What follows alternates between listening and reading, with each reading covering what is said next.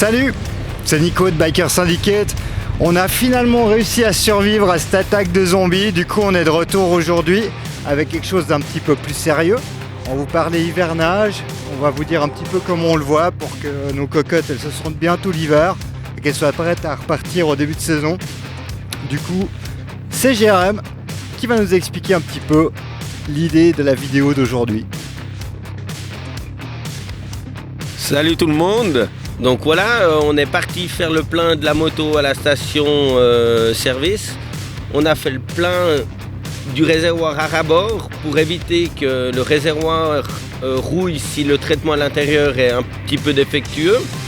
On peut mettre aussi un stabilisant d'essence, donc c'est un petit additif qu'on peut mettre dedans. Après on est parti faire le lavage de la moto complète. Si tout d'un coup on a été roulé une dernière fois, qu'il y avait un petit peu de sel sur la route pour bien nettoyer, pour éviter que les parties s'oxydent. Ensuite de ça, on est parti faire la pression des pneus. Donc on a légèrement surgonflé les pneus pour éviter un plat sur le pneu pendant le stockage de l'hiver. Et après on a nettoyé la moto, mis en charge la batterie et rangé la moto. Moteur, action! Donc voilà, vous avez plusieurs possibilités pour sécher votre moto. Soit on utilise la soufflette. Alors là, on va vous présenter un ou deux petits produits qui servent à fignoler le nettoyage ou carrément éviter le coup de Kärcher. On va voir un petit peu comment ça se passe avec ces deux produits qui permettent d'enlever même les traces d'eau, je crois. Tout à fait, exactement. Donc là, on a un petit produit qui est assez sympathique, qu'on aime beaucoup comme produit. Donc c'est des petites lingettes microfibres avec du produit à l'intérieur qui est 100% sans silicone et sans solvant. Donc on applique tout simplement sur le véhicule. Je vais vous montrer ça et après on essuie avec un chiffon microfibre.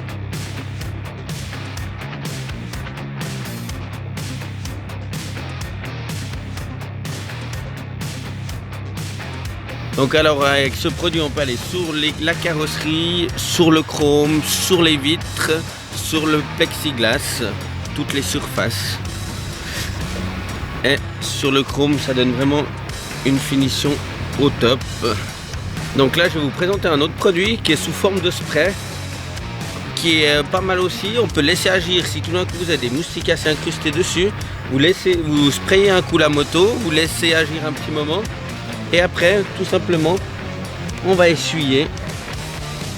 Donc ce qui est pratique avec le spray aussi, c'est qu'il est en 360. Donc vous pouvez le faire fonctionner à l'envers.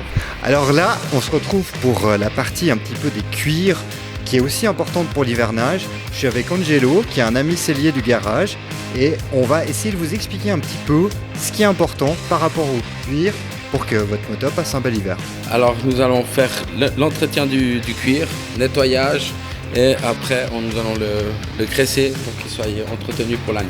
Alors je vais commencer pour vous expliquer un peu qu'est-ce qu'il y a besoin comme matériel pour faire l'entretien. Un savon qui est à base de produits naturels, graisse d'amande qui va être pour l'assouplir. Alors je prends toute une éponge propre parce que c'est toujours mieux. Le produit. Alors la graisse, les mains propres. Vous n'avez pas besoin d'utiliser de gants ou quoi que ce soit parce que le contact avec de la peau sur le cuir, c'est vraiment l'idéal, c'est le meilleur qu'on peut trouver. Le cuir, c'est une matière vivante, donc c'est un peu comme la peau.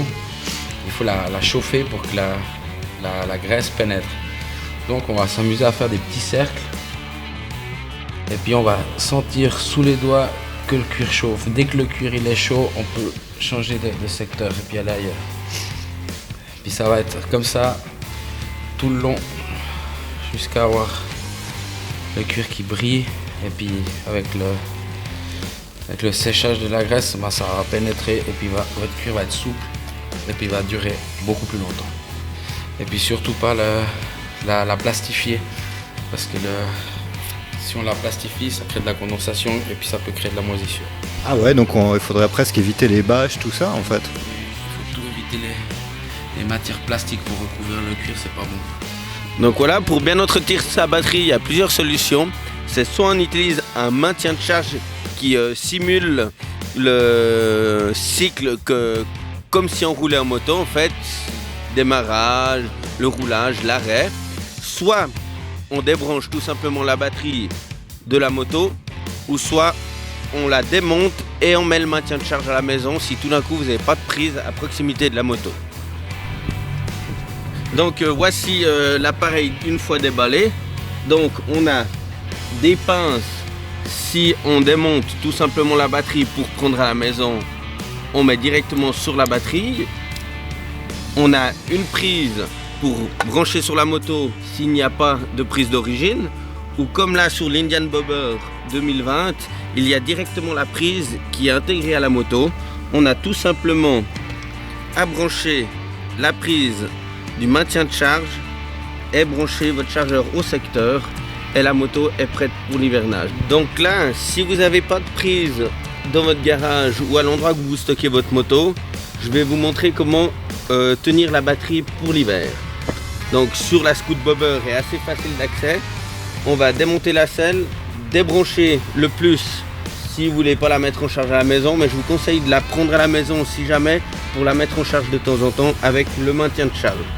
Donc si vous voulez tout simplement débrancher la batterie, il faut toujours débrancher la cosse du moins, donc la cosse noire, pour éviter les étincelles sur la moto. Donc tout simplement on débranche le moins et même si vous touchez le châssis, ça ne fait pas d'étincelles. Comme ça, et la moto a la batterie débranchée. Donc voilà, une fois la batterie démontée, si vous avez une prise à la maison ou à la cave, vous pouvez tout simplement mettre les pinces qui sont fournies avec le chargeur sur la batterie et après, comme sur la prise directe qu'il y a sur la moto, on branche le chargeur et le 220 au secteur. Et comme ça, votre batterie, elle est tenue en maintien tout l'hiver. Alors pour terminer cette vidéo, on va encore vous donner quelques explications sur les différentes étapes au moment de reprendre la saison au printemps. Je passe la parole à Jérém. Alors voilà, pour les différentes étapes, il faudra bien faire votre pression des pneus. Nous, on graisse la courroie pour éviter qu'elle siffle. Niveau d'huile et un grand nettoyage de la moto. Et vous pouvez repartir pour la saison.